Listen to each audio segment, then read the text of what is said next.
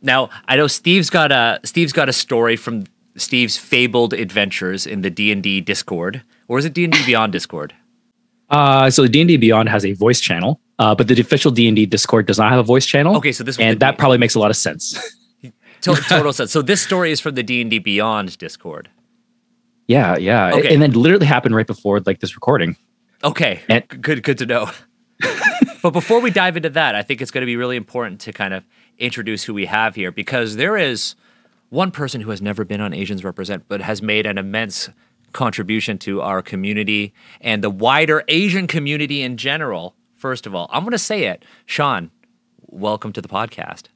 Thank you very much. Glad to be here. I have spent so much time talking to you these past 2 years, and it has been an absolute pleasure just like getting to know you and just becoming friends.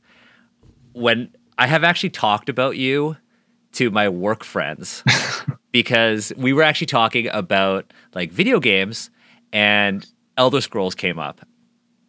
And I was like, well, let me tell you, my friend Sean knows everything about Skyrim, so much that he could actually walk me through what I was doing without even seeing where I was. It is incredible. It is so cool. Like, if you ever run a game set in Skyrim, I feel like if you were doing like D&D set in Skyrim or I think there's an RPG, it would just be such an incredible experience because you just know everything. It's so cool. But on top of that, you do a lot of amazing work as one of the moderators on the Asians Represent Discord. You helped us really build out this community. But also you do a lot of great work. It's kind of like a part of your day job as well. Working for some great causes and helping people. So first of all, just like welcome to the podcast. Happy you're here and happy that, we put the call out and you were like, let's do it. So I appreciate it because I think this is, you are a voice that hasn't been on the show, and I think we should do that more often. Returning to the podcast, we have Mahar, the baker of bread, the weaver of words, the maker of incredible introspective games. Welcome back. Glad to be back. I miss you. I wish we could see each other at a con again one day, but until then, we always have this. Returning is, let's just say, one of the toughest people in TTRPGs. I think we all know that I'm talking about Pam. Pam is let's be real, the overlord of our Discord, the creator of the Discord server. Pam is a force to be reckoned with, not only in the Asians Represent community, but in the wider TTRPG scene. Super excited for what you've got going on, and super excited that, you wanted to be a part of this particular episode, because I know we've got a lot of thoughts. We were talking a lot about like a potential title, and I still really wanted to go with the title you proposed, but Steve was very thoughtful and was like, too much of an inside joke.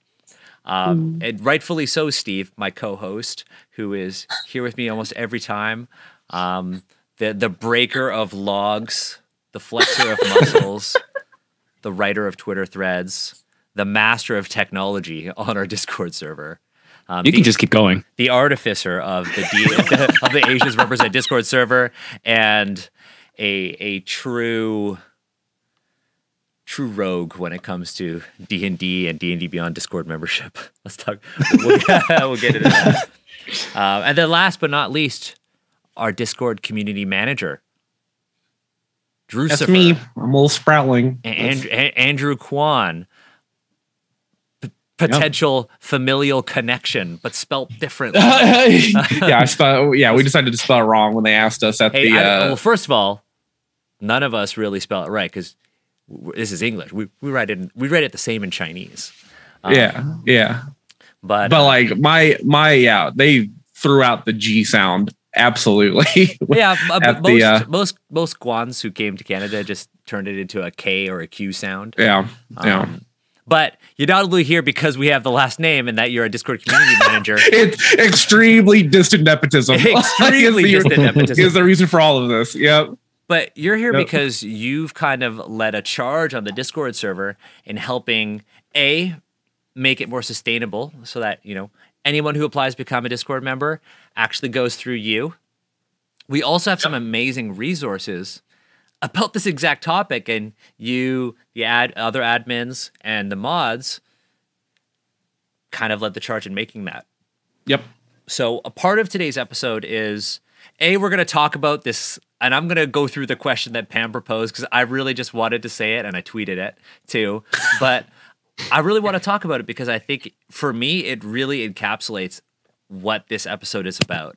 When a lot of people know behind the scenes, I really struggle with when it comes to making titles for the podcast. I have a really hard time. I'm always asking Steve. I'm like, I don't have a title.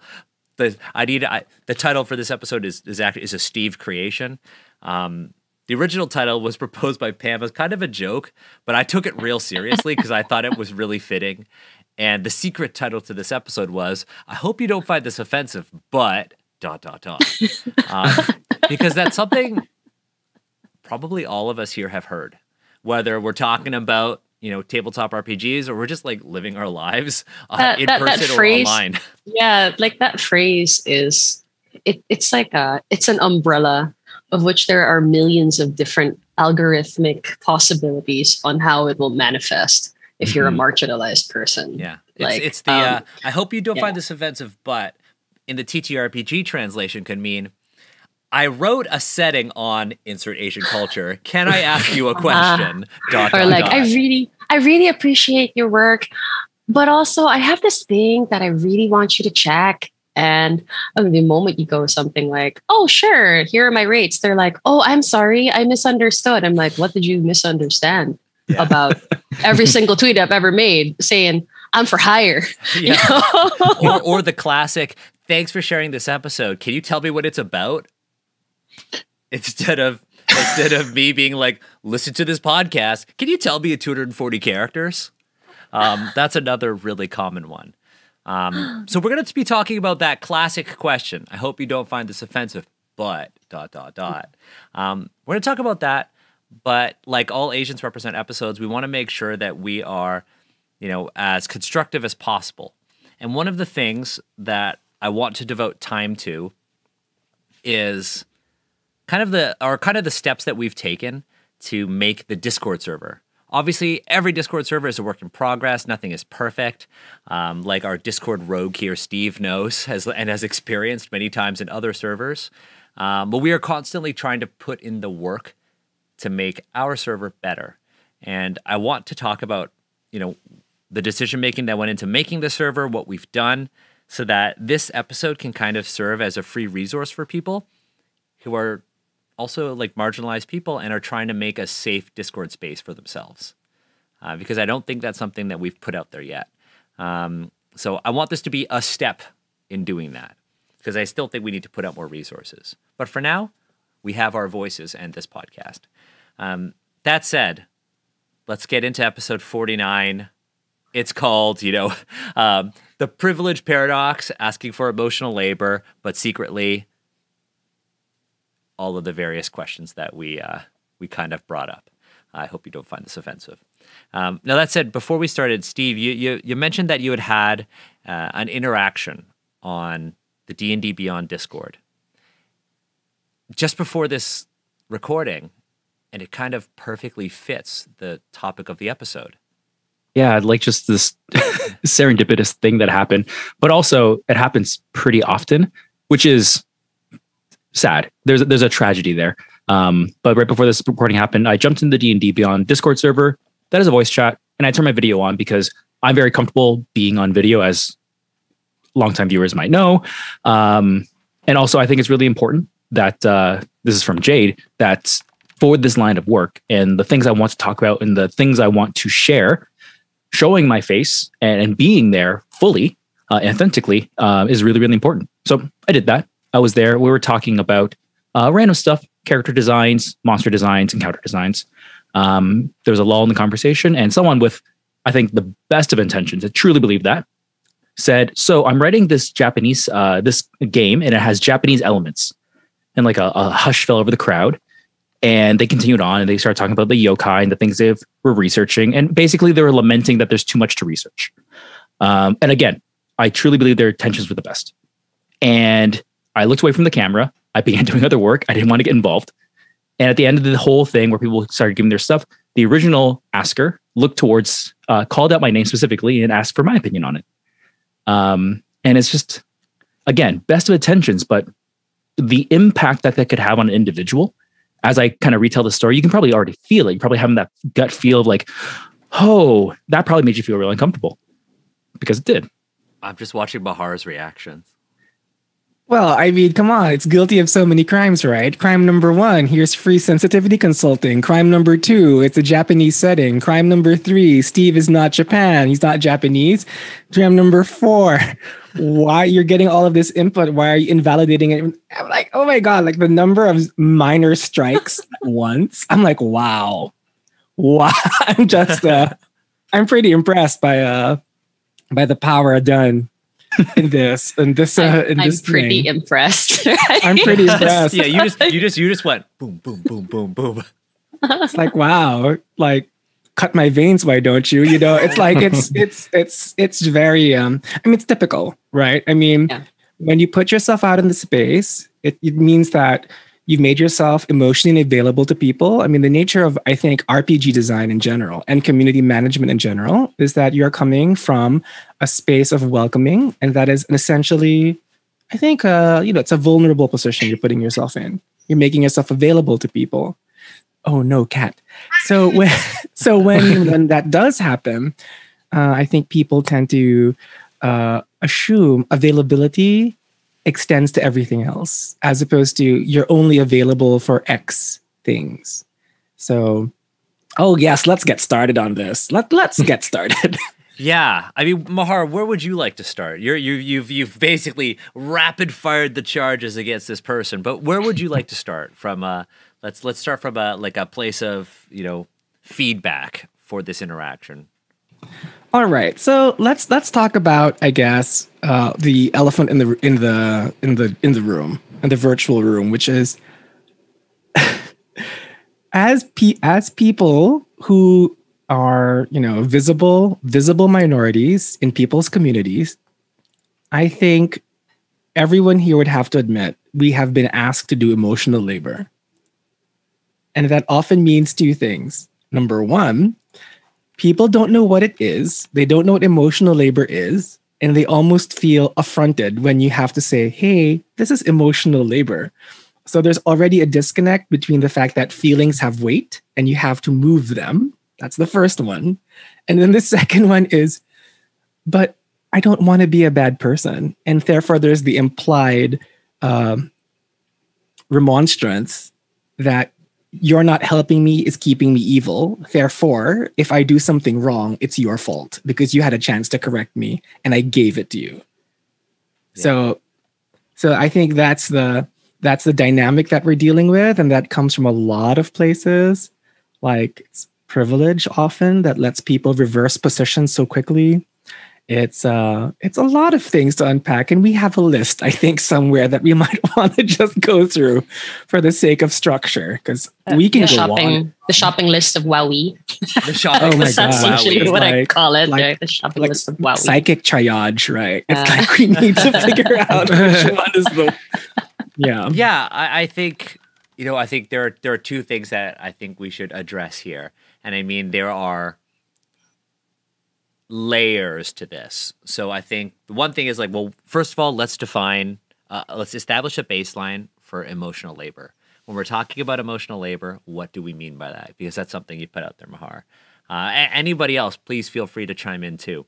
When we're talking about emotional labor, what do we mean? Right? For me, when we're talking about emotional labor, a lot of it is like, like you mentioned, Mahar, it's like, it often comes up in conversations where people are like, hey, I need you to do something for me in order to make me feel comfortable. I need something from you to make me feel comfortable. And the part where it's make me feel comfortable means I need you to tell me something so I don't think I'm a racist.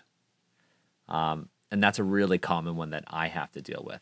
But for me, it's often like having to manage one's own emotions and then take on the work necessary to manage another person's feelings as well. And in this case, it's making someone feel comfortable when they have put this onus on me without consent.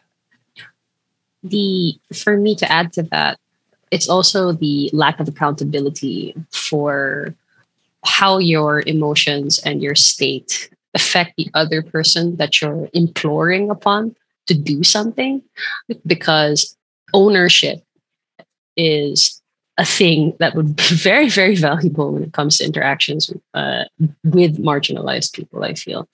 Because if you owned your feelings and you understood that there is a weight, then perhaps you'd think twice about putting that weight on somebody else who is also owning their own emotions and carrying that weight with them. So there's ownership, there's also accountability. So that's just a main addition that I'd have to that. Yeah, no, definitely. It's a really good point. I think the thing there that you brought up was, you are making somebody else carry the weight of your emotions and feelings, right? But I like how you broke it down into ownership and accountability. Like Steve, Drew, Sean, did you want to add anything to that? Go ahead. Sorry. Yeah. I find that oftentimes it's also kind of veiled with good intentions, that they don't mean to be offensive. They don't mean to be racist. They're just doing it for a good reason, or they're just curious about you. And it just leaves, for me, it always leaves me in this like really uncomfortable space. Like, okay, but do I have to like dress you down now, or do I just ignore it and move on? Yeah, definitely the whole like, I want to do good. I don't want to go and make a bad TTRPG product. I don't want my character to be racist or based on stereotypes. Yeah, absolutely. You're trying to do good, but with that, you are actually doing bad on someone. I actually really like how Sean brought that up, because the thing with good intent is, sure, yeah, cool, that's great, right? But sometimes that good intent is a fear and defensiveness about who you are as the privileged person. So like, I hear a lot on the tail end of people coming to me with these weird questions of like, but it's just so scary, dealing with like people judging me for my actions. And I'm like, that's a fear that I deal with every day. So if this is new to you, maybe get good, as we video gamers like talking, right? And that defensiveness makes it hard for me to focus on your good intent, even if it is good intent, because you're coming to me first with this very defensive, difficult position that I further have to carry, and I further have to minimize my presence and choose my words very carefully. And like the sheer amount of mental calculus that you'd have to do based on the number of unfortunate tick boxes that you have to check out on your marginalization is pretty hard. Like, I mean, you all see me all the time when I come on podcasts. Female, brown, not from the States, queer. Right. That's like a lot already. So then you put that little like checkbox set against the checkboxes of whoever's talking to me, and the power dynamics just go like galaxy brain mode, like how you're supposed to figure out those interactions. So it's just like, thank you so much for the good intent part, because it's like you could go on forever about how that affects things. I mean, I think it depends where you're coming from, right? Like, I think impact does matter more for sure, but intent will determine my reaction. Like, because I will always differentiate between accident and malice. So I think intent matters in that regard. Yeah. So, but of course, I still have to manage the impact anyway, because that's what I'm managing. How I manage it is determined by intent. I think that the problem here is that the labor becomes so arduous over time that it makes you, it honestly, I think, damages me as a person, and not in the, I become a less trusting person. So as over time, good faith questions are now measured in positions of bad faith measurement. Right? So you're just kind of like, is this person like shitting me? So then you have to go through that whole like, weighing process before you answer. Do I answer as if this is a good? Do I answer this as if it's a truly good question, and this is someone who has put their trust in you to help them become better, which of course is also flattering in a way. Let's admit, but at the same time, it's also like, if this mofo is out to like troll me with horrible questions, do I step on next today? And then and like in many cases, as you know, like Pam, I'm not American. I'm queer as fuck. Right? I'm mixed race, which comes with its own bag. We're depending on where I am. I'm a person of color, and I'm also now an immigrant. So that creates all sorts of weird energies as well. And that's I think the problem when you enter these positions and people are asking for expertise. What they don't expect is when you suddenly reveal your intelligence. Because now you're seeing power. You're seeing power manifested from a place you're not used to seeing it from. And that actually scares people. And that's, I think, something that many people asking for help don't anticipate. Because you don't realize that you're now asking for me to reveal strength. And that is oftentimes, because of our racist baggage, and we all have it, discomforting to the person seeing it for the first time. And that's emotional labor too. I literally have to deal with kid gloves. Yeah. I need to restrain myself. It's like, holding back the horse. I want to charge now. Yeah. Mahar and I have had so many conversations since 2019. Like we went to BBC, right? Two of us. And we thought we knew what we were going to get into. Like two Southeast Asian game designers that most of the crowd had never heard of, bringing like baggages of games and stuff and trying to promote things. And the number of times that we've had to go, okay, I'm going to put my MA studies hat on. I'm going to put my teacher mode on. And that's all armor, see? Because if I don't do that, you will never take me seriously. Yeah. Right. Pam and I would have to go back to our Airbnb, our beautiful queer B&B, and it would take like maybe an hour to an hour and a half of decompressing. And then just say, Pam, how would you have answered this question? Like, if you have the time, Pam, because I know we are going through the same thing. And even then, like we were so careful with each other. Pam, I know that we've been doing emotional labor all day, but now that we're the only ones who can relate to each other, so all of that had to happen. And it's a thing. That's a definite thing. Yeah, Drew and Steve. I know you folks. Steve, you often take on a lot of emotional labor when you're in spaces like these other Discord communities that you've talked about a lot on the show. And Drew, as our Discord community manager, you take on a lot of that as well. Like, is there anything that you wanted to add to this? We kind of have, we've talked, Sean brought up, emotional labor often being veiled with good intentions. We talked about ownership, accountability, but also a sort of reaction to somebody pointing out power differentials. Is what Mahar brought up. But Drew and Steve, is there anything that you wanted to add to this? Something that I wanted to talk about. And so my first experience when it comes to like being in this space and having someone basically at me over something, wasn't because some white person or someone who just really did not know anything about what we were talking about was trying to ask me questions. But it came after I was on the last episode for the first Oriental Adventures series. Yep. And it wasn't someone like that who like added me on Twitter.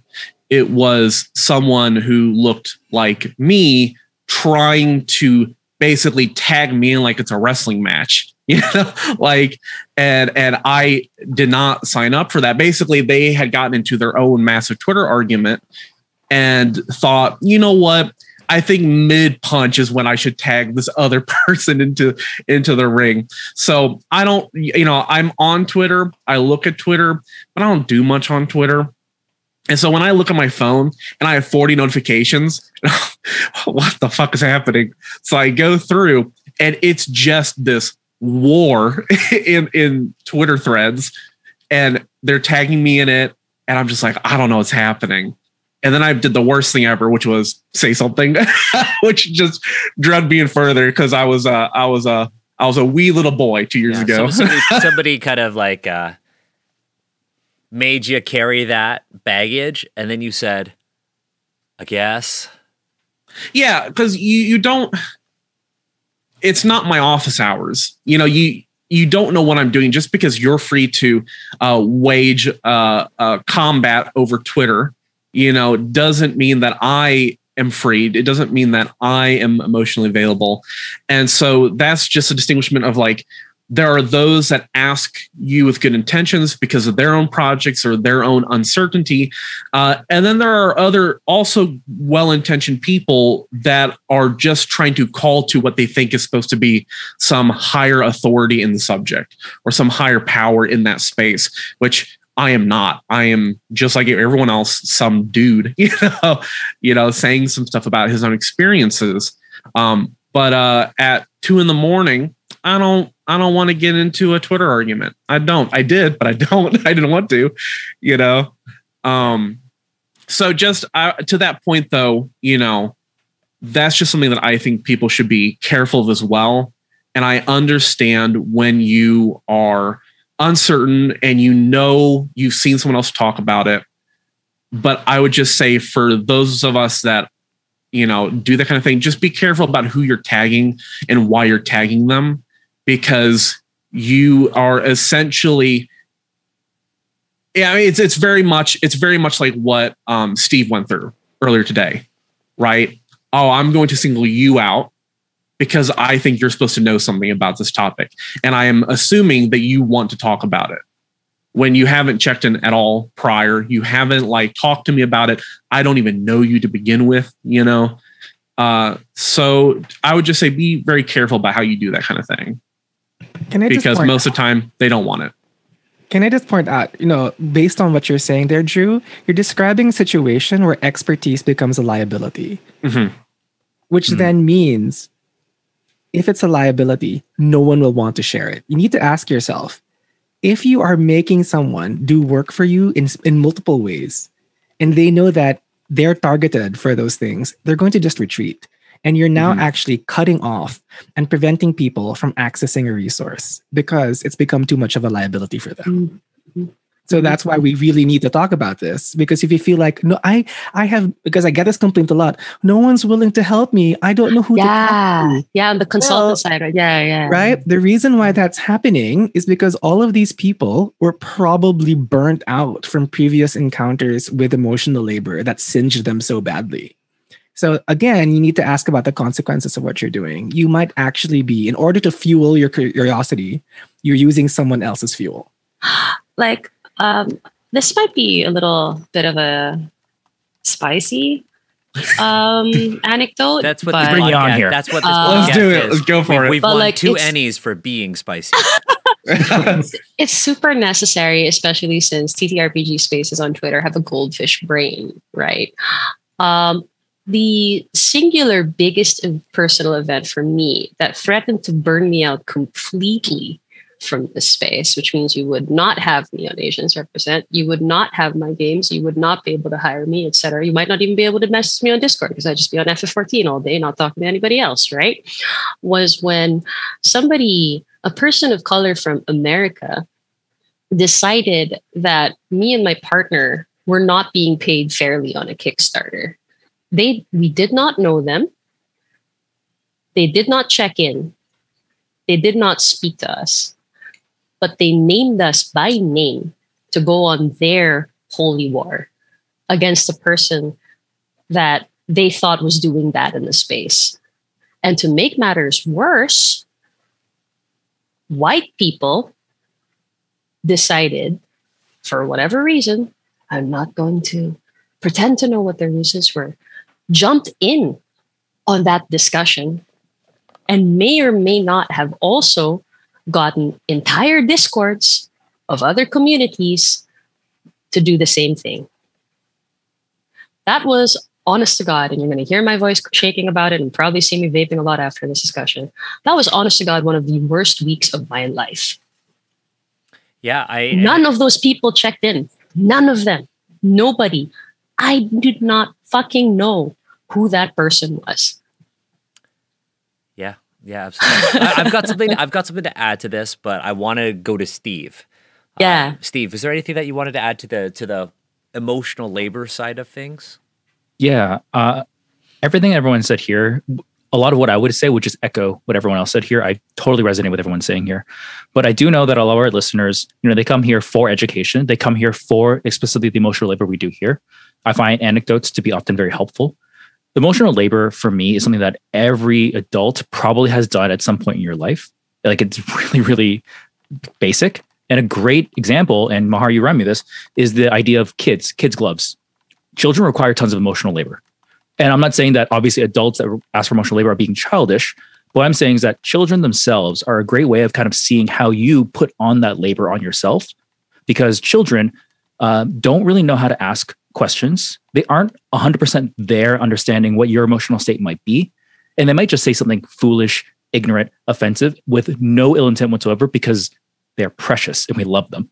And your knee-jerk reaction, being someone who's caring for them, will be to pause, to think, to evaluate a million different things before deciding how to actually continue this engagement with that child, knowing that you don't want that child to walk away feeling like my feelings were hurt and like this was a negative experience for me. That labor you do there and then, that is the level that people of color can feel when these kind of questions or interactions come up. But the difference here is that it's two adults, not a child and adult. And that is another factor there that can really, really color and impact how people walk away from that conversation and engagement. Yeah, I think to add to that, and of course with what Pam said, I think there's a difference if you're a parent and you have a kid, or if you're a teacher and you have a student, right? I think there's a difference between willingly taking on emotional labor and then it being thrust upon you without, your consent. Right? Yeah. Like, we all do emotional labor for each other. I have definitely vented to all of you at some point, right? We do that in our own private chats, right? But we have mechanisms in place to help us mediate each other's boundaries and do it respectfully. Like, I know certain people don't like to be tagged in things. So if I want to praise somebody, I'll tell them directly and I won't tag them in something, right? That we know that there are these boundaries here, right? Or if I'm going to tag somebody, it'll be within a small private chat that only there's a handful of us are in.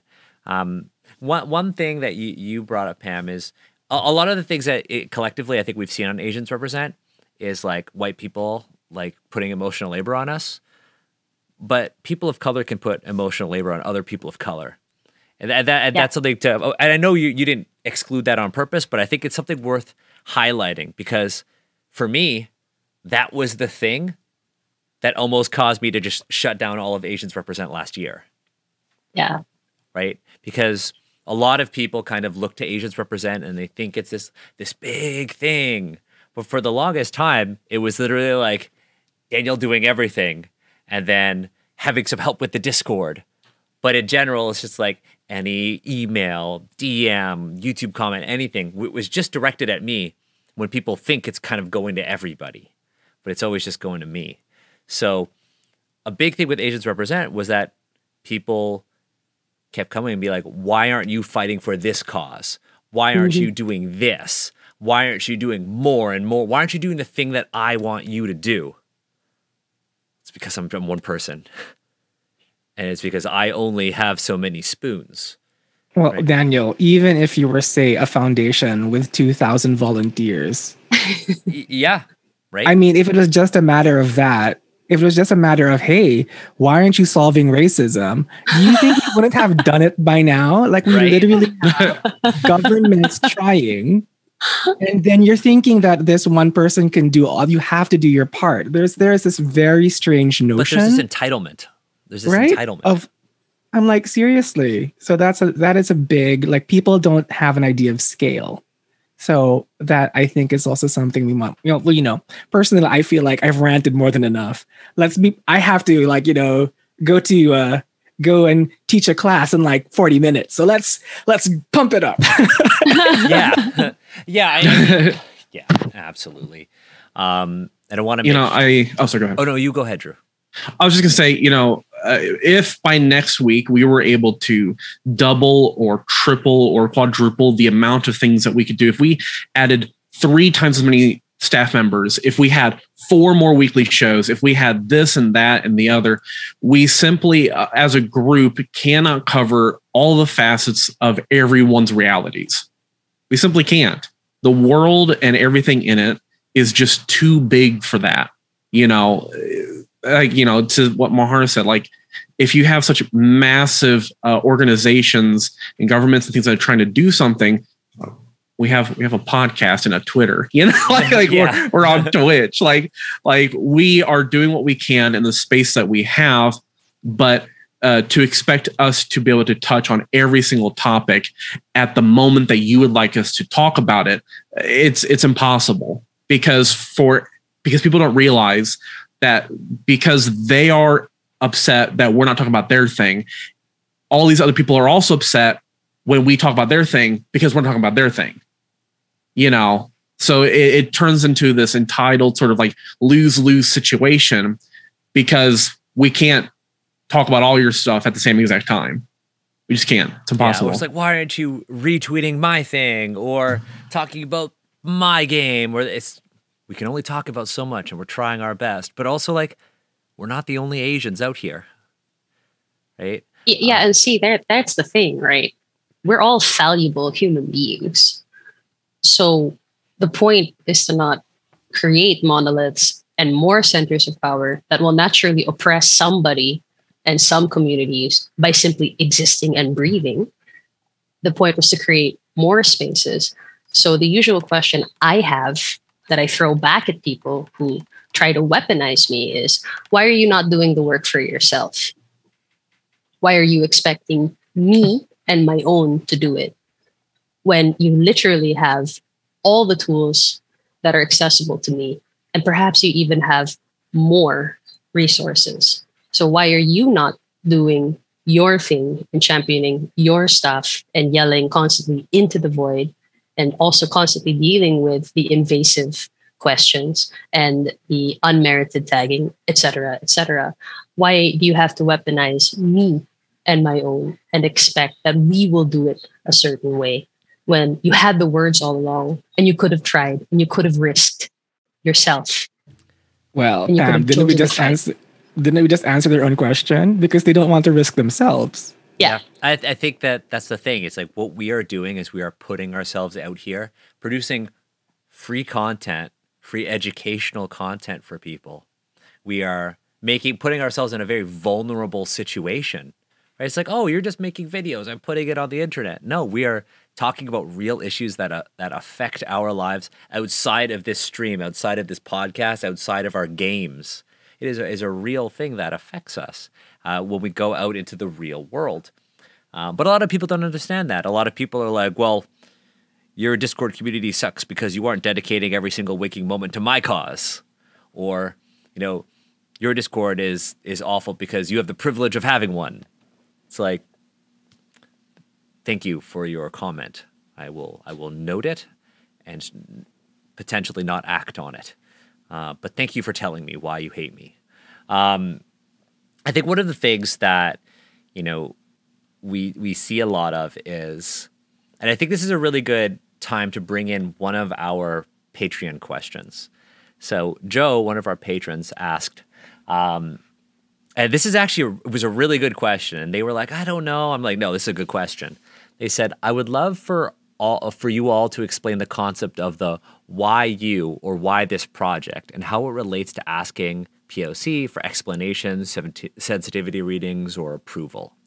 One of the things we always talk about is if you're going to make the Japanese campaign setting, if you're going to make this Chinese campaign setting, or if you're going to do any sort of Asian culture, right? The most common one we see is if you're going to make the Japanese campaign setting, ask yourself why. But I think that's what Joe is asking. It's like, what do we mean by that? The why question. Ask yourself why you're doing this. I think this is kind of the perfect segue to kind of talk about it. I mean, it's the intention behind even putting that emotional labor upon someone. The tagging them on Twitter and being like, hey, come fight with me in this battle. Or the, hey, I'm going to tag you on a Discord thread and be like, what do you think about this? Really heavy subject. Or, hey, I'm going to send you an email and then put like 3 paragraphs of questions about a product, and then I'm going to put a PDF in there and ask you to do it. I want us to kind of segue into how does somebody sort of look into their intentions, and what should they be asking themselves before they ask a perfectly reasonable question, or they ask something with good intentions, like Sean said, except for the veiled part. Maybe they do have good intentions, but what should you ask yourself to avoid having this emotional labor veiled with good intentions? What do you ask yourself? And I think that's kind of what I want to get into. Mahar, you look like you're gonna. Okay, so I think first, people have a hard time realizing that because they feel like they're being denied something when you ask them why are you doing that, right? And so already that kind of puts the conversation in a very weird place. So I think whenever someone says, I want to say create a game which is Asian, even when I'm not Asian myself, you might want to ask yourself, what about this narrative matters to you? Now, if the question is aesthetic, we're in trouble. Because if you're saying that, oh, I want adventure, I want drama, I want intrigue, but if you think that your only way of getting there is through the aesthetic of, Asian trappings, I think you really need to ask yourself that, because it is a way of essentializing human interaction because you're saying the packaging matters more than the interaction, right? I think that's the first thing. So that's why we need to ask yourself why you want to do that. Because if you're trying to get a particular emotional hit or emotional satisfaction, if you are saying, oh, the trappings matter to me, that's when I start thinking, please think about that, because that's a very difficult conversation that we're about to have. And I don't want to actually, and in a way, asking you to ask that question yourself is our way of saying, please do the emotional labor that you need to do before you start offending other people. Yeah. And don't make us be the ones to have to say, dude, lady, friend, bitch. It's not gonna work out. And so I think that's why we'd have to do that, honestly. And I don't mean to imply that people who say that speak in code. It's more of, I think, epiphanies matter more when you arrive at them yourself. And that question should lead you to that. Yeah. What about the rest of you? What do you think of this? I think with what Mahar was saying, sometimes, again, it comes back to the kid gloves again, especially when it's someone who's a friend who is bringing this to you. And you're like, they seem so excited. I don't want to be the one who disappoints them or tells them no, please don't. And yeah, it leaves you feeling emotionally drained and tired at the end of the day. And you're like, I'm going to have to interact with this a lot in the future now because they brought it up and they've come to me about it.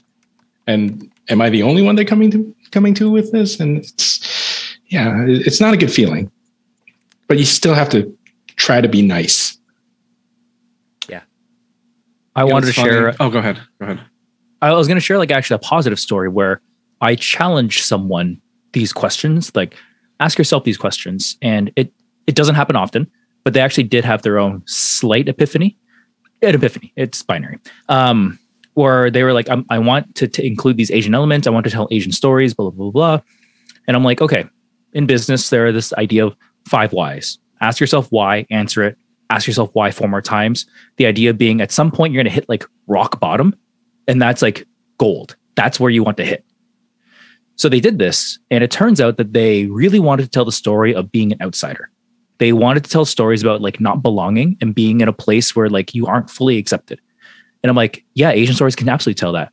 But can you tell that story given your personal background, your connections, your experiences? And it turns out that their family were German immigrants. And I'm like, imagine telling a story using German, Eastern European, whatever imagery really matters to you, while also still telling the story about not belonging, talking about literally your time growing up in, I don't know, like Pennsylvania. Like that is very, very powerful. And I can guarantee you that if you tell that story, it's going to be a lot more valuable to you and your audience than if you try to tell an Asian story where you now have to do all this extra work to maybe get halfway there.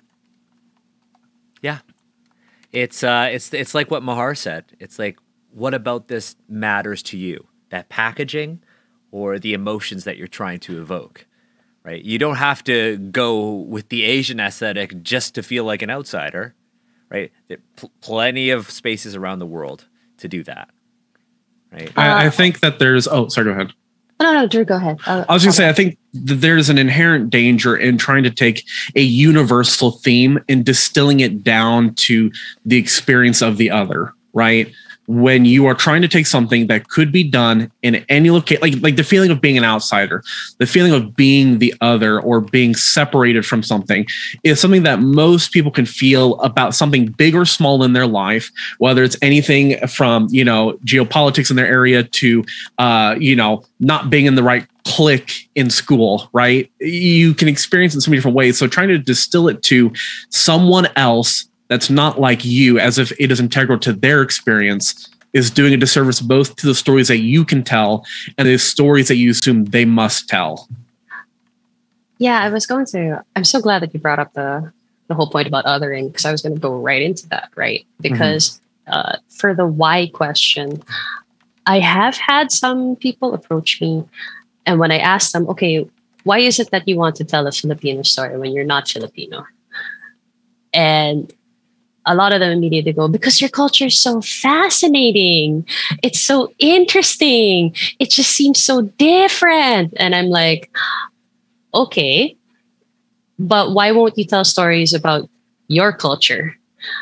And a lot of them go, but it's so white and it's so boring. And I'm like, there's a fundamental issue in that line of thinking, because it's a weird exotification, othering of whatever I have and myself and my identity in the community I'm from. And when you do that, when you, as Drew put it, distill that and turn it into a neat little wrap package that you can put into your design or to your games or your stories, you're ignoring the complexities, the nuances, the feelings, and the stories within stories that have created where I come from. So that would be a very important why for me. If you're coming from outside and you want to use things of mine, is it what is it about my culture that you like turning into a convenient thing that you can consume rather than engage with, rather than understand and speak to properly? Yeah. It's like, what is your goal with distilling a very complex sort of entity into something highly reductive? Like, what are you trying to achieve? That's kind of what you're saying, Pam? Yeah. And also, like, I've had some people realize that they just want to try to make money off a different thing, right? And No. I mean, we should talk. I mean, that is something we should talk about, because one of the things that we see a lot is soliciting advice in spaces that are dedicated to marginalized voices. Right? What do you do there? Right? We have the Asians Represent Discord, and I genuinely don't know. Like, I mean, Drew, you might know. Not the entire server itself is definitely not all Asian. Not everybody in our server identifies as Asian, and that's totally okay, right? But the Asians Represent server, which is, again, a fan community. It's for this podcast. We're not an advocacy group or anything like that. We're a show that seeks to educate, right? Sometimes we get folks who solicit for advice in a space that is dedicated to marginalized voices. And they're seeking advice sometimes for their own personal lives. Like, hey, I had this interaction with a coworker or a family member, and I don't understand what happened.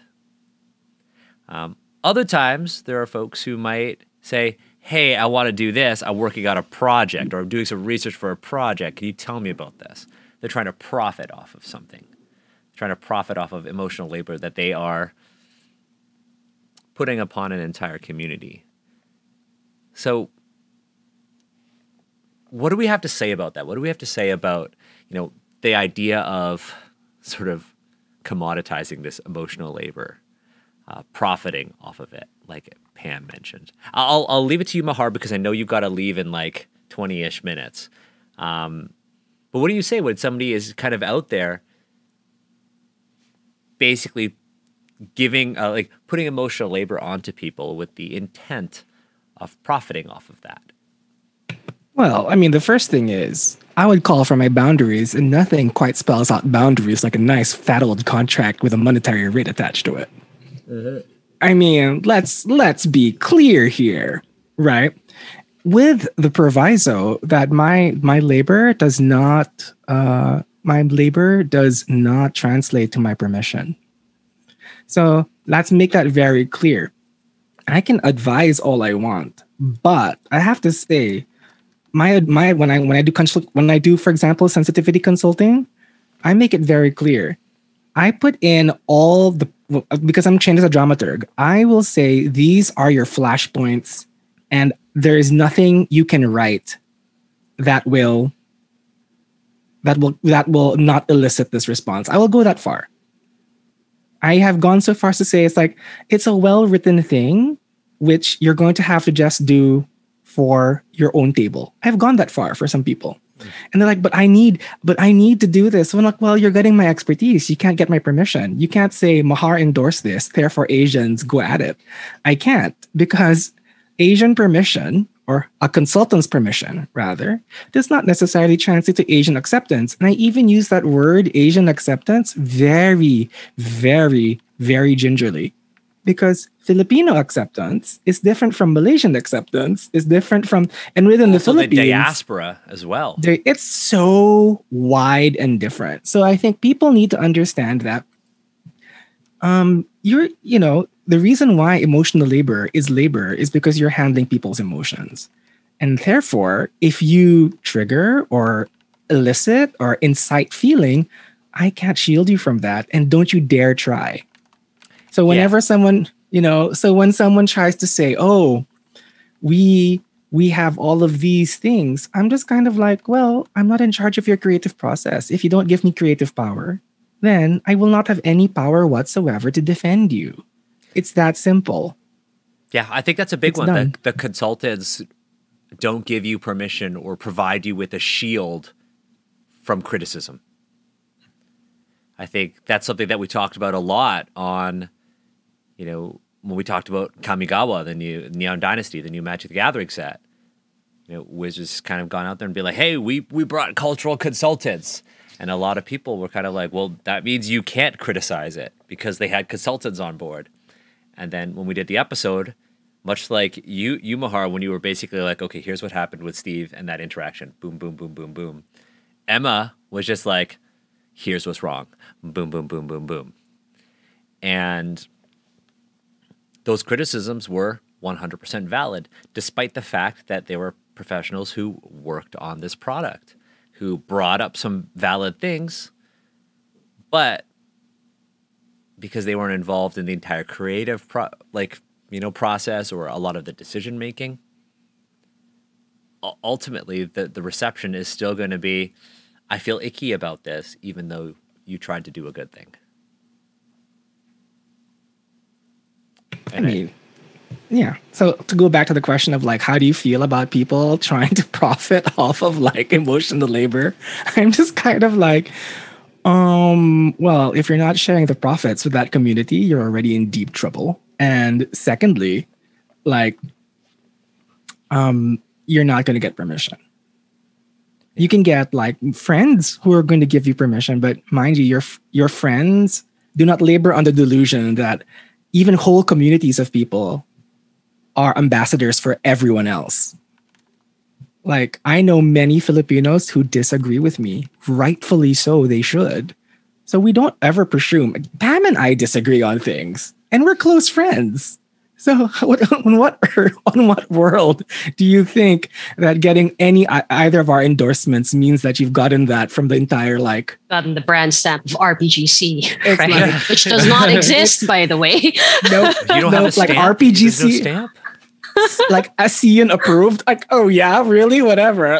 I didn't know we were ASEAN. Where's my paycheck? Like, exactly. It's a shared economic body. Like, where is this? So, like, I think that's something that we might really want to consider. And I mean, come on, that's pretty low, don't you think? Do you I know want to how profit off of people and not pay them. Oh, do you know how many times white people have privately messaged me being like, you know what you should do? You should make an Asians Represent approved stamp or sticker that publishers can put on their books. And I'm like, Nah. I'm like, nah, fam, that ain't me. I'm good. I'm good. I'm good. What? Excuse me? Really? Oh, Yeah. look. Culturally endorsed. Bar. Culturally No way. endorsed. Speaking of that, right, which is close to my heart and Mahar's heart, I get constant like messages from people going like, so what does RPGC think of this? And I'm like, shall I swim to my neighbors in Singapore and then Malaysia and Indonesia and get back to you? Right? Like, I think I've been very vocal across my TTRPG's career, I guess, that when we put forward RPGC, there's a reason why it is a hashtag. It's for the use of all Southeast Asian creators, designers, role players, enthusiasts, etc., of which I will never know all of them, and I There will is never no- presume to speak to them. Oh, or the idea that the RPGC is like run by a cabal who distribute opportunities. Yeah, like RPGC is not an LLC. no. Right? Like that's not proper, right? Like you can't assume that I will represent this hashtag.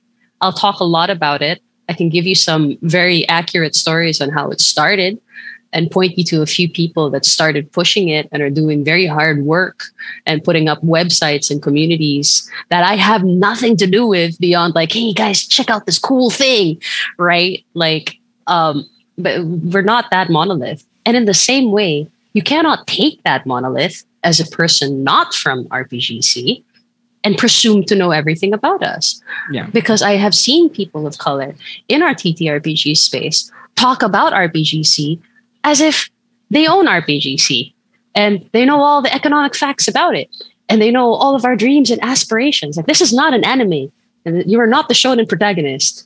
Okay. You don't know all of that. I don't know all of that. So you should definitely not know all of that.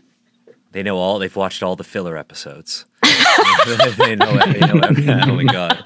I mean, yeah. I mean, I think that's the thing, right? Communities are unique entities.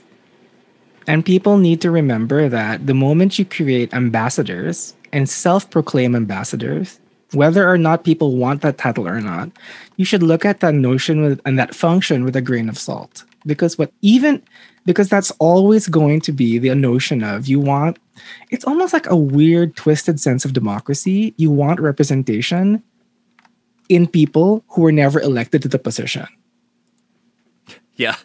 It's like, when was the vote taken? Like, why do I have this celestial mandate? It's like, where did this come from? 100%. That is how I feel about cultural consultants. Like, we've talked about this a lot, but for me, like, I'm like, if you want me to consult on something, I will consult on very specific things. Very, very specific things. If you ask me for like a thing that I have no expertise in, I'll be like, hey, I know somebody, Pam, I think you should, respectfully send them an email or DM them on Twitter. Oh, Respectfully send. respectfully. I know this person, Mahar. Or lately, it's often been like, hey, I have a friend, Emma, who's a PhD in this.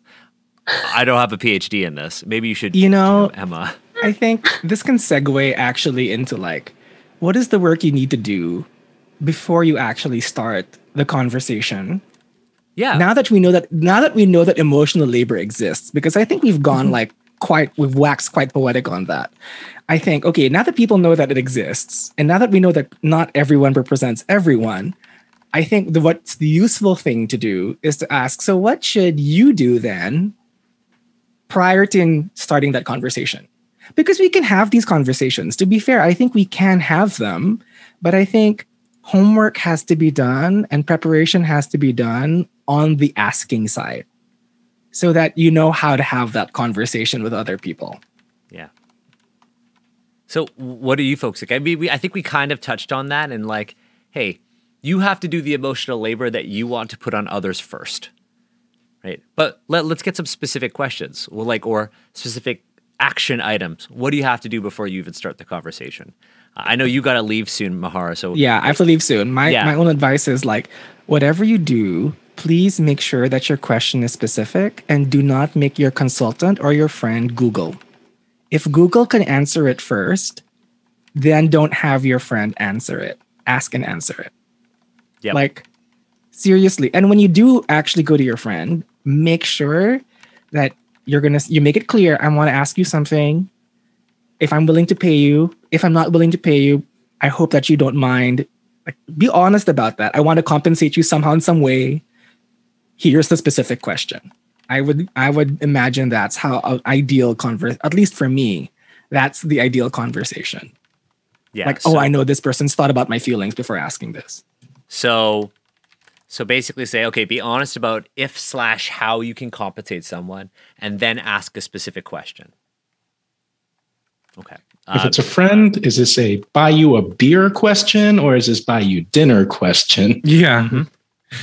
Right. That totally makes sense. Because I think that another dynamic is like, how do you have these conversations with friends? I mean, friend groups are very different, and there are a lot of sort of cultural sort of factors at play here. But I think with your question, Mahar, is what is the work that you need to do before you start a conversation? Let's frame this within how do you approach someone in the TTRPG community when you're trying to make TTRPG content, whether it be for your home game or something published. So I want to phrase it around that, because you're right, Sean. It's like, is this I'll buy you a beer or a dinner thing, or am I going to pay you a whole bunch of money to have you read my potentially really racist manuscript? I think those are two different things, right? It's like Drew's in my home game, and it's like we have one person in the group who is very, very white, and very great guy, like one of my best friends, but it's like, whoa, you pronounced this Asian name right. And we had to pause for like 5 minutes and be like, you got it right. And it was just awesome. But it's like, we are all willing to do that emotional labor in the game because this is what we signed up for. And it's kind of our in-joke now. But this is very different if this is like an actual play or product. So we have the be honest about compensation and make sure your question's specific. For the rest of the folks here, is there anything else that you want to add? I wanted to echo a bit about the idea of scope. So I'm going to use the word specifically scope here. And there's a lot of analogies. And I think a lot of the audience here, you probably understand the frustration of someone asking you a question where the scope is ill-defined.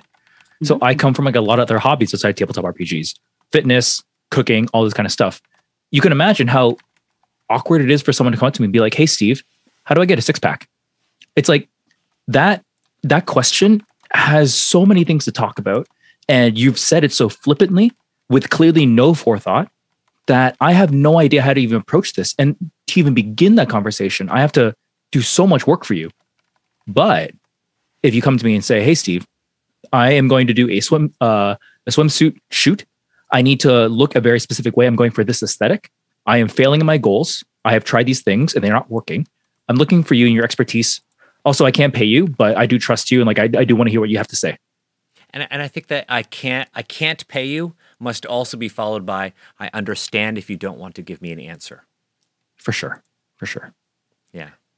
Yeah, absolutely. Yeah, I think in the Discord, so one of our moderators, Emma, and I, who's also been on the show a thousand times, we both worked to put together an FAQ, and part of that FAQ is talking about that specific, like how do we ask questions, and how do we ask questions within specifically because of the context of it. How do we ask questions in our Discord server?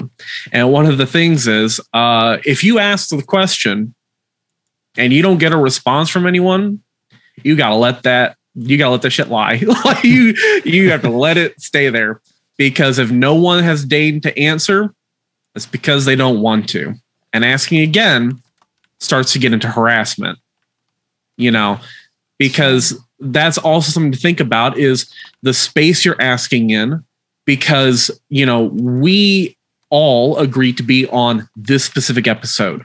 We have agreed to do these things when we create threads on Twitter. We have agreed to do that, but you cannot extend that willingness to the 300-ish people in our Discord. They did not check mark a box saying that they wanted to be asked questions. They entered our community, and I know this because I've read a billion applications. That latest one that you shared. Yeah. Oh, Jesus. No, we're not going to get into that. But, by and large, people are trying to enter our server and be a part of this community because they feel like they don't have the community. They want people that are like them or have experiences similar to theirs, and they want to, especially in this era of people being at home so often, they want to feel engaged, they want to feel represented, and they want to be able to say things that other people are going to understand in a culturally similar context. They didn't sign up to be Quora or Yahoo Answers. They didn't sign up for that. Yeah. Even the members of our community who are often known for cultural consultancy or writing or designing did not sign up to be in the community to be to have them on speed dial. Yep. It is not an avenue appropriate. You just because you share a space does not mean you get to zoom across the room and put them in a corner over something that they have done. It's just not the place for it. Yeah. That said, Mahara, I know you've got to go. Is there anything that you wanted to kind of just like hot take? You just wanted to drop in the call? Drop it and leave. Yeah, just drop it and God. Put a grenade there for everyone. No, just before I go, I just want to say, I think that as heavy as the topic is, and it is heavy, and this is not to make light of it, at the end of the day, when you're dealing with this situation, I find it also best if we can also engage with the ridiculousness of this situation. I mean, it's worked well, at least for me, if you manage to laugh about it, everyone in the conversation afterwards. We need to acknowledge this. It's ridiculous that we live in a world where cultural consultancy is required, because that means that the depth of misunderstanding and power imbalances are so deep that we literally have to pay people to be nice, to learn how to be nice as adults. Yeah, absolutely. Right. So can we just acknowledge the sheer ridiculousness of our Kafkaesque existence? And I think it's Kafkaesque. Yeah. I mean, seriously, I'm getting money to tell people, dude, you're racist. I mean, My brothers used to make fun of the fact that because I explained my job to them because they had no idea what cultural consultancy is, and they took a look at me and they're like, "You're literally being paid to be as angry as you usually are," and I'm like, "Yeah." It's sometimes more lucrative than writing. Yeah. So I think at the end of the day, before I go, I think that whatever you do,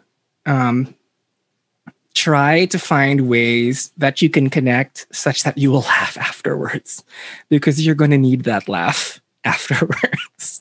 Yeah. absolutely. That's it. That's all. On that note, friendos, I have to like go to class. But Yeah. I know, right? I start the day off with education to enter for more education.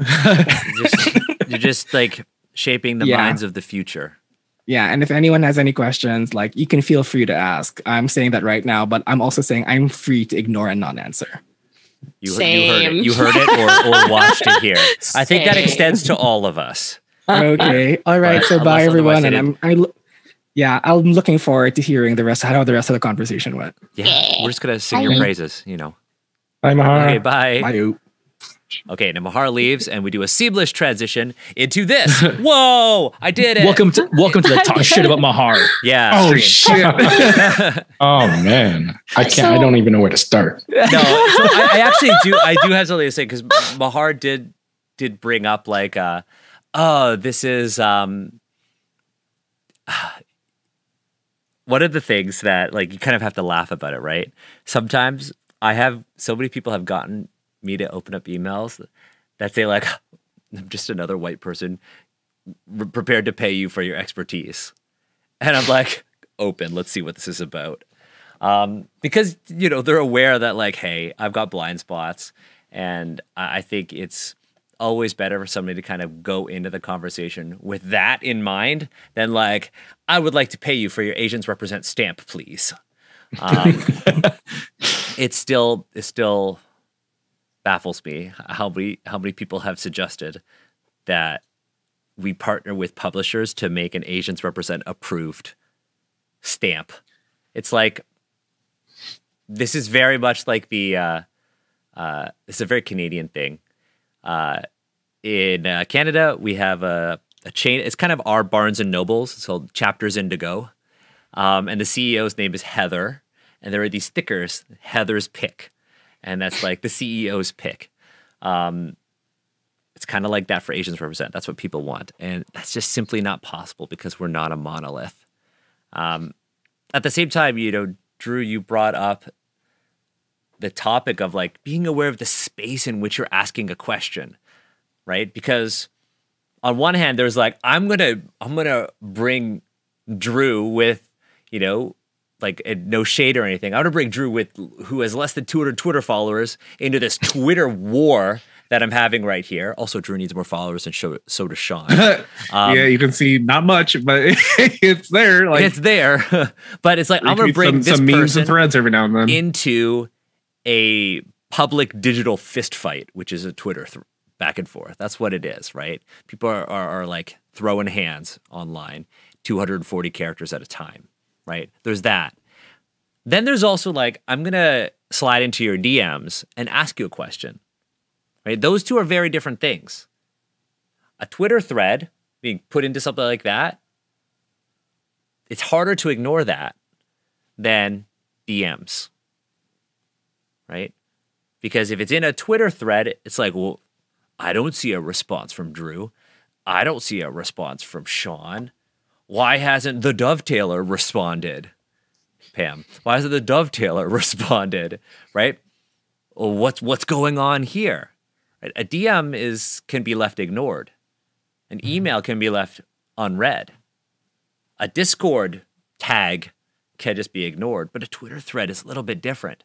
So thinking about the space in which you're asking that question is one of those 3 points. Because so far our action points for, you know, what is the work that you need to do before you start the conversation? 1 is be honest about compensation. 2, think about scope. Be really specific. 3, be aware of the space in which you are going to even ask the question in the first place. That said, I want to talk about our Discord space because we've got about half an hour left. And I think the Discord space and what you folks have done, and I am not going to take credit for any of that. This is not me. The Discord space and what you folks have done is honestly incredible. The server isn't perfect, but I think all of you and Asians Represent in general, anyone involved with Asians Represent is approaching it with a growth mindset. We are trying to improve. We are listening to feedback. We are trying to hear what everybody's saying and act with everyone's interests in mind. I see Pam struggling with the cat there. But that said, like, Drew, I know you worked on that document that's in the Discord server. You worked on that with Emma and I think some others, right? I think everybody kind of looked at it. Yeah, yeah. Everyone kind of put in some thoughts, but in terms of like literally typing out, Emma and I were just like hammering keys away. Yeah. And it's like, it's pinned right there. I think in our community guidelines, it's like, here's it's the very last thing. Here's our FAQ. Here's, if you got questions, read this first, right? Because instead of, drawing someone into a conversation, maybe think about it. Now, what I'd love to do is kind of provide a sort of a rough guideline as to, what we've been doing in the Asians Represent server, what our goals are with that server, and kind of big changes that we've made since we started it that one evening or morning for you, Pam, after reading Oriental Adventures. Because on stream, people were like, do you have a Discord server? And we were like, I don't know. And then we decided to just make one. But since we started that server until now, it is dramatically different. And it's because we've, taken this concept of emotional labor and the concept of, inserting one's privilege into a conversation into account.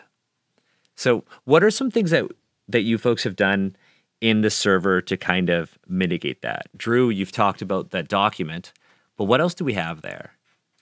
If other folks are listening to this and hoping to make their own server, hoping if they have a server already to, upgrade it a bit. So I think... Oh, go ahead. So I think one thing actually came up in chat, but also I was going to talk about anyways, is that personal boundaries are really, really hard to set in public spaces like this, or even like wider spaces. And in order to be able to feel comfortable to set your own boundaries, you have to understand, or you have to feel like generally, that boundaries are respected in general in the space. So we could not, it'd be really, really hard to just say, okay, boundaries matter. And we just keep saying that over and over again because people will eventually stop listening to us. But the actual server itself is set up with boundaries mechanically put in. Like the server speaks to this idea. One way it does is through reaction roles, which is to say, we have these channels where people will talk about some deep, heavy shit, right? You don't have to opt in. In fact, the default is you opt out. You only can approach these channels if you really, really want to. And at any point in time, you can always just kind of turn them off, either by manually muting them or by going to your reaction roles and getting rid of them. The boundaries are something that not only we want you to use, but they're baked into the DNA of the server. And when it came to figuring out bots and other things like that, this was a hard requirement for that reason. Yeah, so helping people create those boundaries so they aren't subjecting themselves to emotional labor. When I first came up with the server for Asians Represent, I think I emphasized very clearly on the note of boundaries that community guidelines and the do's and don'ts in general and what to keep top of mind are important. A server that presumes that all of you are friends, quote unquote, and you'll all just work it out, quote unquote, will never work out. Because if you can have an argument with a friend that you've known for XX number of years, if you can walk away from a beloved family member who has pissed you off, what more a whole bunch of names floating at you on the screen on the internet, where you might never hear their voices or see their faces, right? So the other thing that we tried to implement is where there are channels that emotions might run high in due to the number of topics or the points of discussion. You can put something like slow mode on to kind of force people to stop yammering away and typing and give people a moment to kind of dial back before they respond. And you can also have specific rules in those spaces for engagement. I think something we've done in the past is we've also enforced slow mode and then taken it away, given what's happening. And that comes to the active moderation. And Pam, I think we've talked about this, where sometimes seeing the mod name in chat helps the community better understand and remind themselves that this isn't just friends over dinner and we'll forgive each other at the end. This is a community. And like, we have guidelines and we're going to try our best to adhere to them. And if we can't, we're going to take steps to make sure that we push the needle in the direction we want. Yeah, it's the constant acknowledgement that it's a privilege, not a right, to be in this space for any individual. Yeah. You know, Yep. You are here because we want you to be here.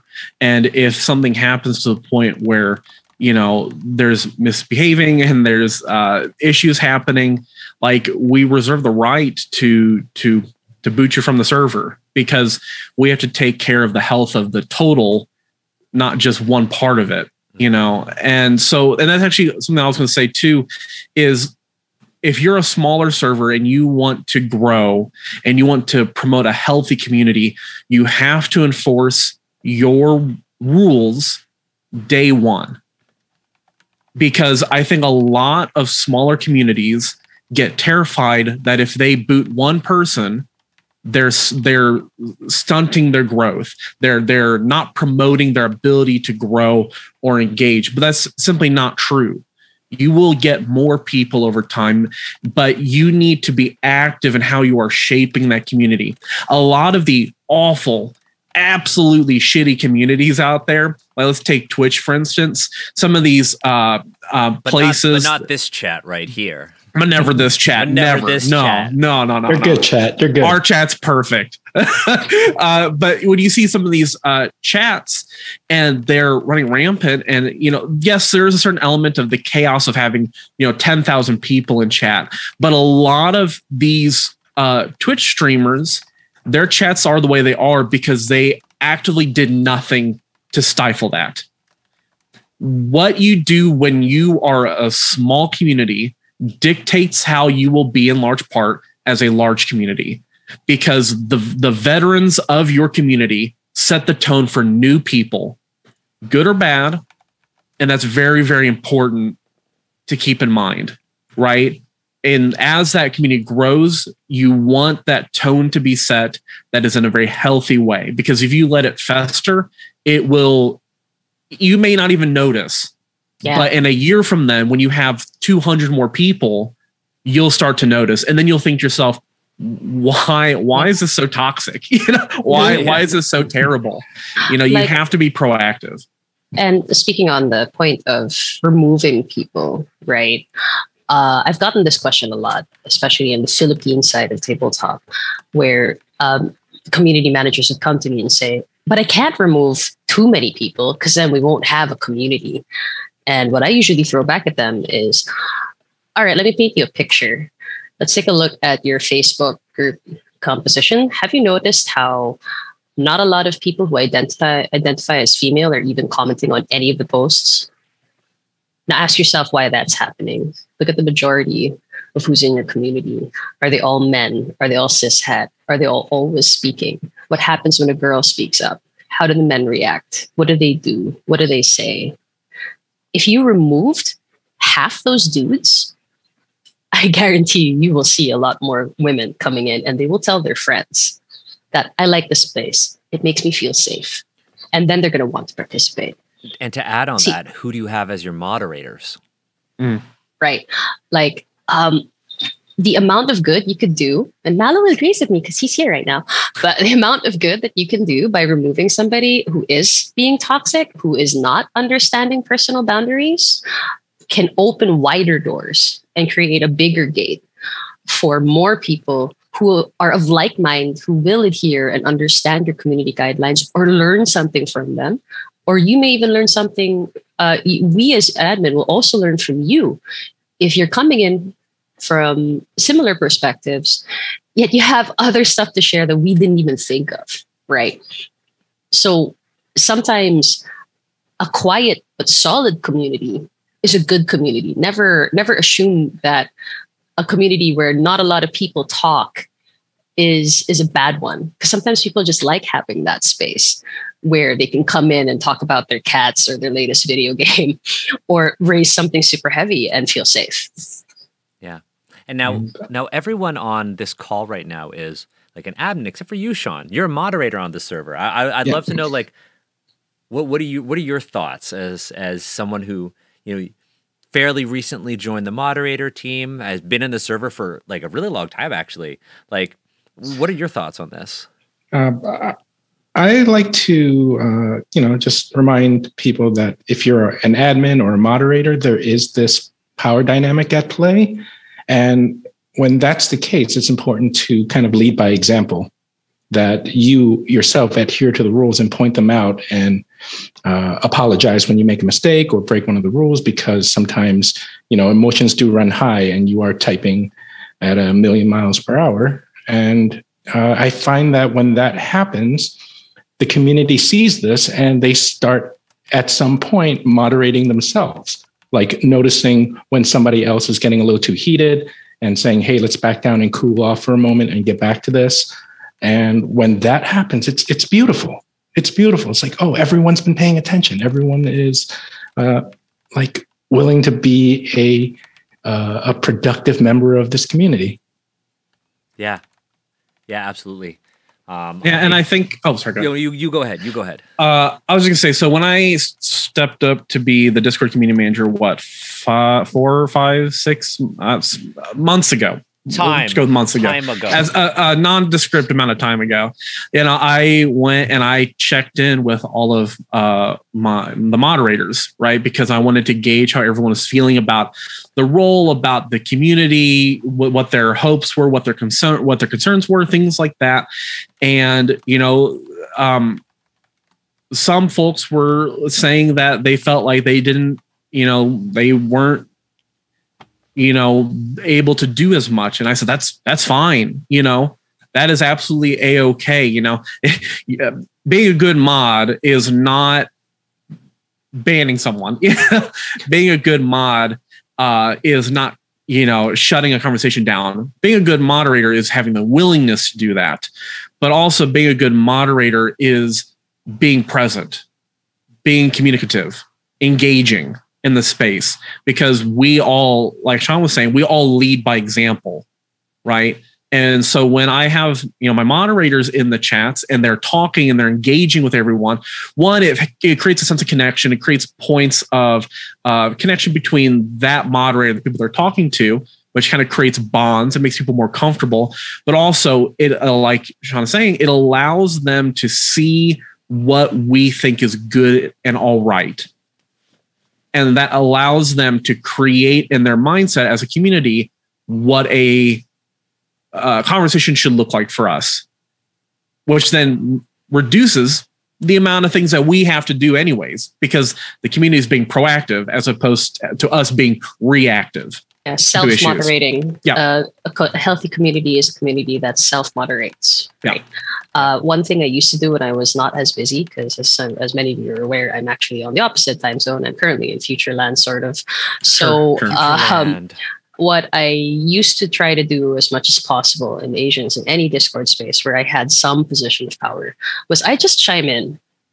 Whatever channel had something interesting. I'd share a picture of my cat, or I'd talk about Genshin or FF, or I'd join in a conversation.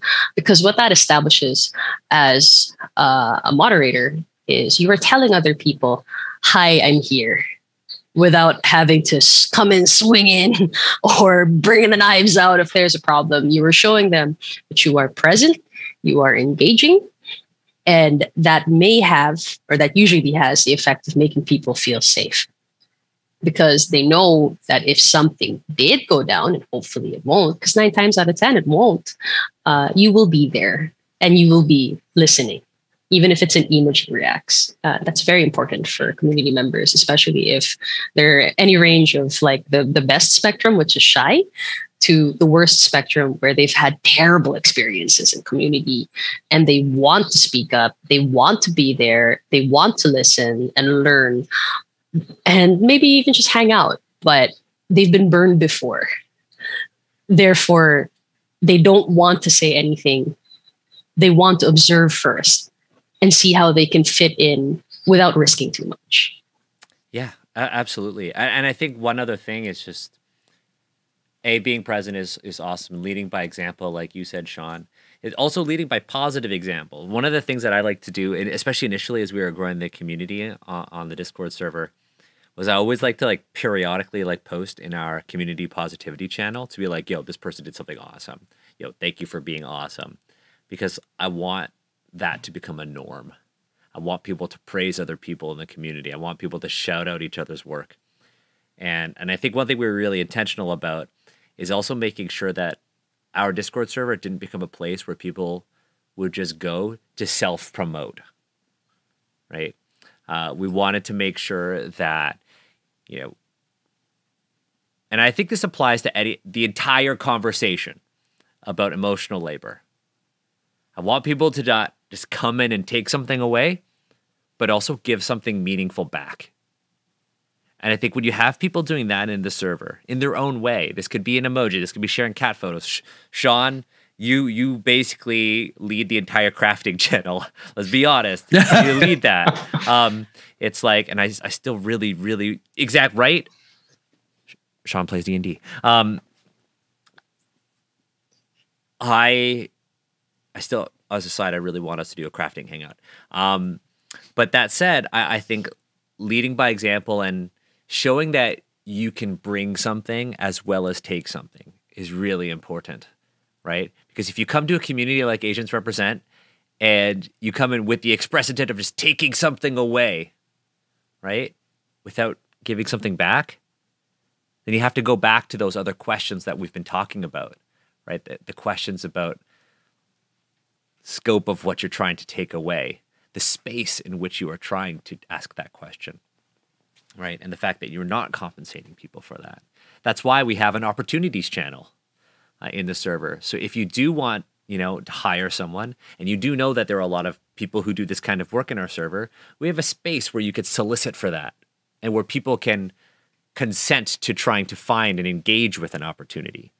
One other thing that I know, because Drew and I were talking about this in recent months that we've been trying to do now that the community has grown and we've had to remove people from the community, is that there are steps in place for reconciliation and return. And I think that is, and I know I'm kicking myself because I know Mahar would want to talk about this. Same. Yeah. Sorry, Mahar. But it is so important that there are mechanisms and processes in place for people to return if they were removed. Because again, people can grow, people could change. There are times when, yes, people can do like truly awful things and they do not deserve to return. But sometimes people were removed because they just didn't understand the rules, even though they had to acknowledge that they read them, or they had something going on in their life and things just weren't working out and they were bringing a lot of that into the server. But you need to have mechanisms in place to have people return. People need to be given opportunities to grow, right? So think about that for your server, right? And I know that that's something that, you know, Drew, I know you're kind of like looking at, and we're constantly fine tuning it too. It's like, well, what if you apply to the server and then we don't let you in? When can you reapply? What if you've been banned from our Twitch or the server? How long does it take to come back? What do you have to do? These are all things that we're trying to think about, because in addition to creating a safe space, we want to create a space that you can grow within and then grow to join. I think that if that makes sense. Now, I personally have not been in the server in a little bit. Like, I check in every now and then. People tag me in things. I will respond. But I haven't been in the server as much because I've just kind of become a lurker now. I like watching the server thrive. I like seeing the conversations that are happening. I like seeing people. My favorite thing is seeing people say, hey, I got my shot, or hey, I got to the next interview. I really love it when people post that, because I like to see how everyone responds and all the positivity there.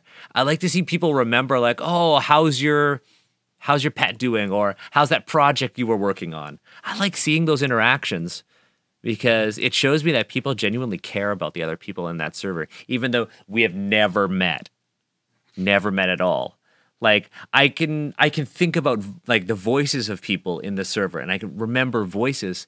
And when I hear something, I'm like, I know what we talked about last time, because we had such a positive impact. And I love seeing that. And while, yes, people have called us out for being like, Asians represent, it's a privilege to have what you have. I think we are very fortunate and grateful to have this server, but it shouldn't be the only one. We want to make sure that other people are doing this too for their communities. Asians Represents Discord server isn't the only Asian Discord server, right? It should never be the only Asian Discord server. I know, Pam, you've said that a ton of times. Can't be the case, right? But I think one of the things that I personally want from our Discord server is for it to be a model for other people to grow their own safe spaces. And I think what you folks have done with it warrants that.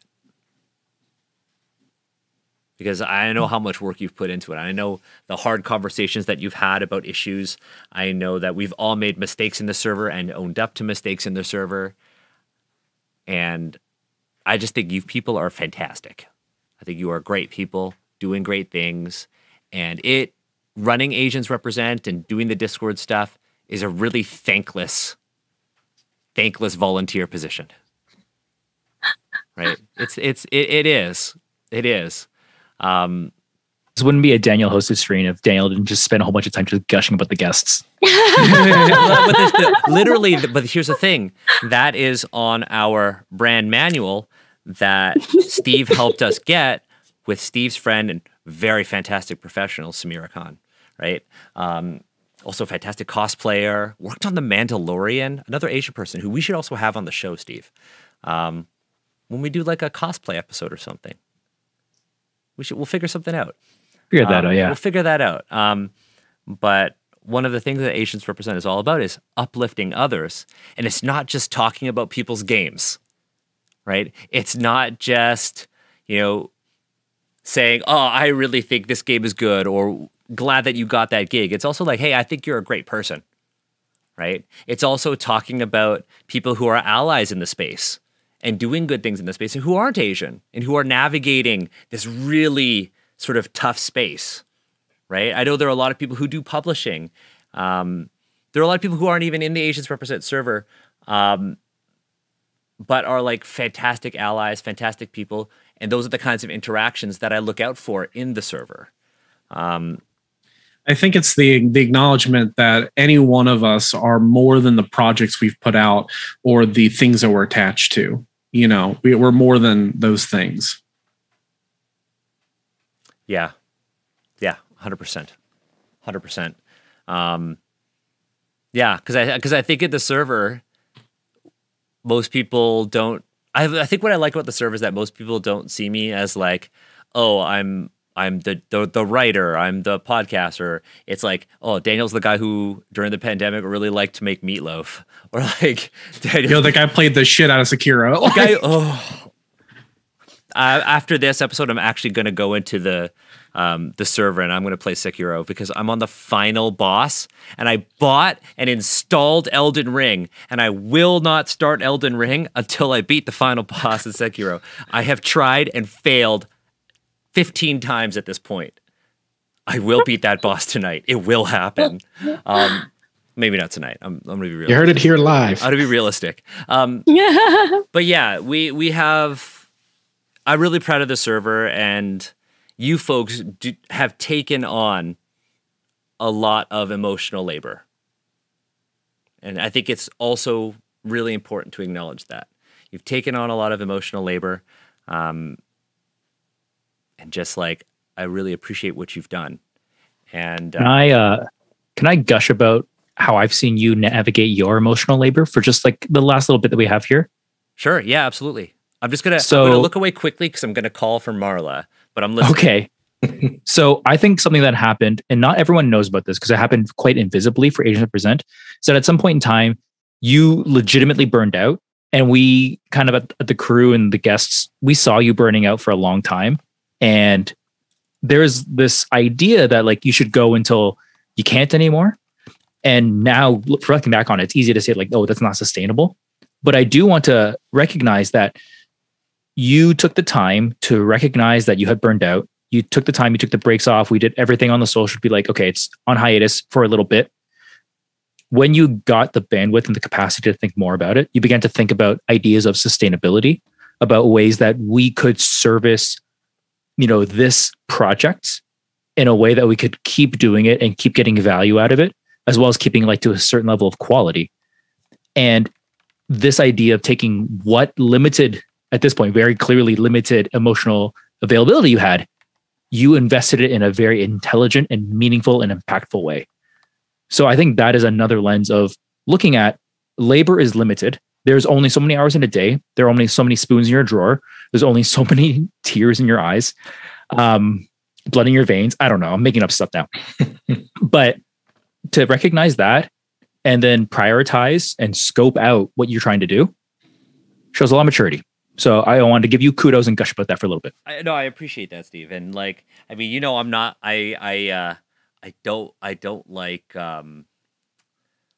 praise, but I think that's just my like upbringing because I'm not used to it.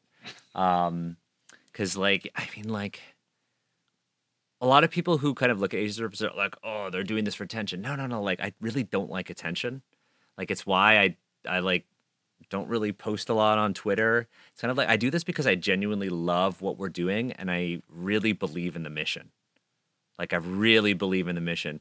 And I think a big one was like stepping away from the Discord and letting you folks take control of it and not having my hand there. And I mean, like, I have my own issues with like control.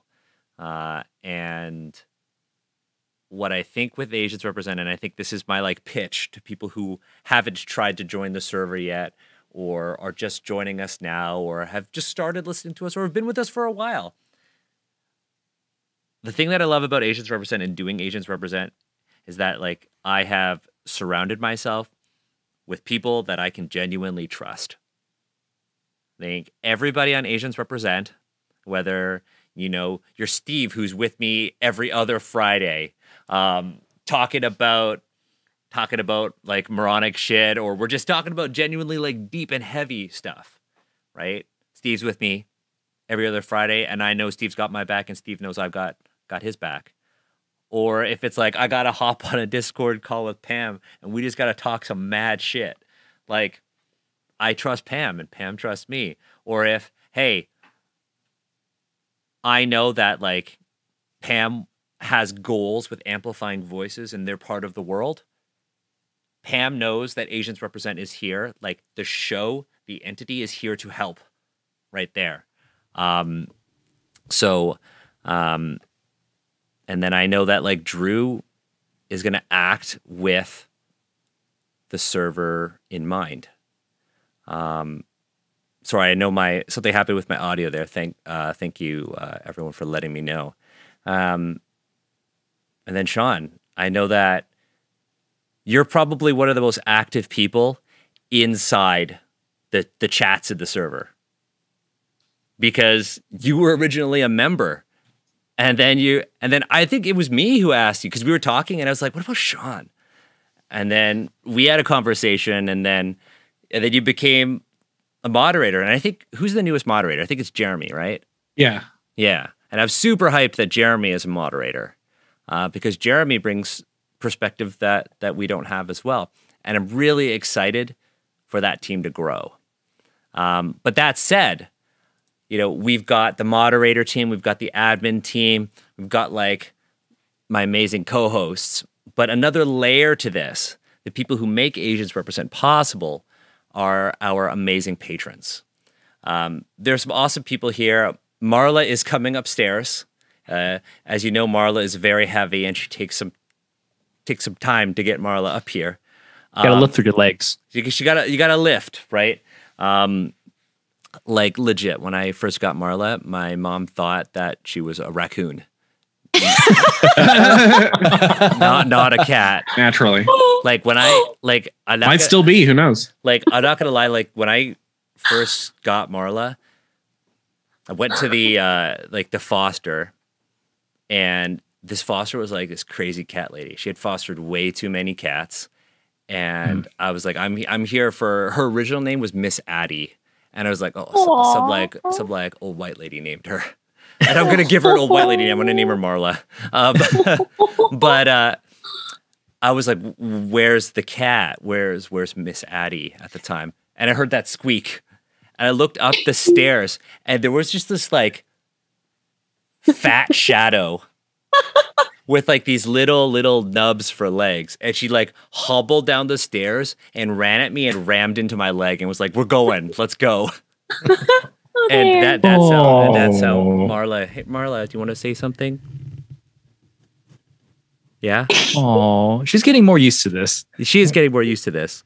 I think after that Magic the Gathering video, Marla has become more aware of the fact that you are a part of the Asians Represent brand. Yeah. She's so precious. Yeah, Marla is very precious, and it's really funny because the Wizards team were like, yeah, we all watched the video of Marla and the cards. I think I set the expectation that anything that I do is gonna have Marla. So get ready, Marla. You're an influencer cat. But Malo's an influencer. Everybody's like, no, we don't bring you on for you, fam. We bring you on for the chance of like a Malo passing. But that said, we have so many people to thank. We have our Guardians of the Realm, Brooke Bright, Jeremy Pixel Grotto, Marla, be good. Daisy May, Arjun, Justin, and Wayan, thank you so much for your support. And of course, the most honorable Metal Weave Games. I will say, like, first of all, shout out to Andreas. Whenever Andreas has like a question for the community, I think Andreas really navigates the space really well in a respectful way. I think it's really cool seeing Andreas as a publisher and as a friend kind of like grow as an ally, which is really cool. And there's always room for growth for everyone. But shout out to you, Andreas, for being one of the most honorable people. Shout out to Valorous Games, Liana. We got some things brewing, but Liana's great. Liana is fantastic. Dungeon Glitch / Matt, thank you for just being out there. Thank you for like shouting us out, but also just like being honest about, why you wanted to be an Asians Represent, like community member, why you like Asians Represent, and just being you. I think I've seen you on Twitter and all that stuff, and you're great.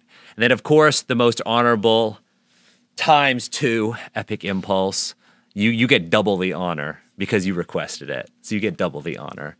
But that said, Sean, Pam, Drew, and of course, as always, Steve, thank you for joining me for this episode of Asians Represent. It was a tough conversation, and I'm glad we got to end with some positivity. Oops. I messed up the overlay for a second there. Darn. You folks are awesome, and I really appreciate the conversation. And I am just so fucking excited for the stuff that we're going to do in the future. Totally agree. That said, if you folks want to join the Discord server, there are 2 ways to do so. One, you can become a patron, and that just gets you right into the server. We have some patron-only channels where you can ask questions and all of that stuff. And we also have a way of if you can't afford being a patron or you just don't want to, that's totally okay too. You could head to aznsrepresent.com, go to that contact form, and there is a form that you could submit. And that goes straight to the person who is next to me, Drew, who That's will me. look that over. You better fill it out real good. Fill it out real good. God. Fill it out real good because Drew will go over them, and then maybe Marla will take a look too. Although Marla would never approve anyone because Marla, it's just, where's Marla? Raccoons never forget. They never forgive. Raccoons never forget. Never forgive. Marla's here being like, I'm going to destroy all of the cables underneath. These cables are mine now. These cables are mine. And I went through all these steps to manage the cables. But thank you, folks, for joining me for this episode. Episode 49 of Asians Represent.